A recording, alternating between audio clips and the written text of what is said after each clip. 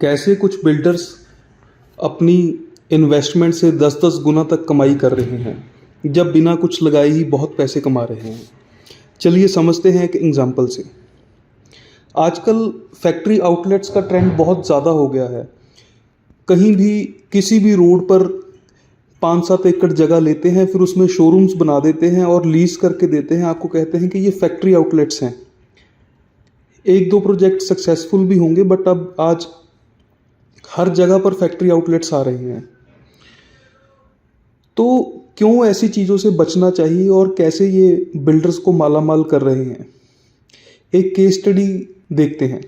अभी पीछे किसी बिल्डर ने 6 एकड़ ज़मीन ली 3 करोड़ रुपए एकड़ के हिसाब से, तो वो 25 करोड़ की ज़मीन है।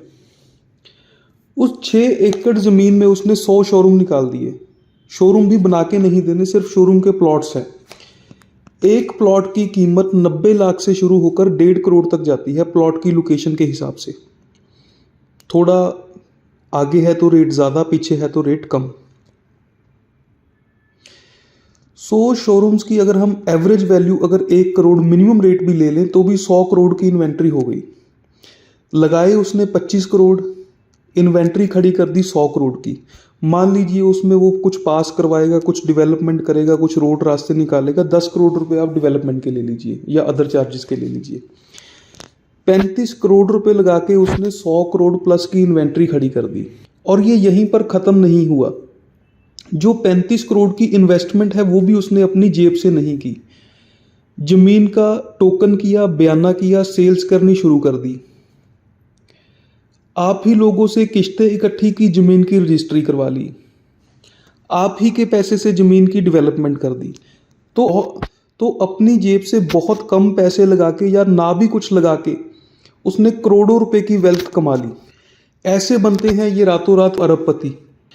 एक बहुत सस्ती ज़मीन लेते हैं, उसको कागज़ों पे, नक्शों पर उसको कमर्शियल प्रॉपर्टी दिखा के, शोरूम दिखा के कि यहाँ पर हाईवे निकलेगा, ये हो जाएगा, वो हो जाएगा, और जहाँ पर करोड़ 2 करोड़ रुपए का एकड़ आ जाता है वहाँ पर आपको छोटी सी जगह दे देते हैं 100 गज कि ये शोरूम ले लीजिए।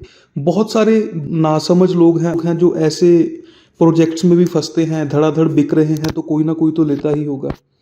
ये डीलर्स को भी मोटी कमीशन ऑफर करते हैं, स्टाफ को बहुत ज़्यादा इंसेंटिव। तो इसलिए ऐसे प्रोजेक्ट्स के सजेशंस भी आपके पास बहुत आएंगे। इन चीज़ों को समझिए और ऐसे ही ओवर हाइप्ड प्रोजेक्ट से बचिए जिसमें सिर्फ मार्केटिंग है और कुछ नहीं। कई बार आप देखते हो कि ऐसे प्रोजेक्ट्स में एप्रिसिएशन भी आ जाती है। अब आप कहेंगे जी किसी ने करोड़ का लिया था, उसका 2 करोड़ का हो गया। तो उसका भी लॉजिक मैं आपको समझाने की कोशिश करता हूँ।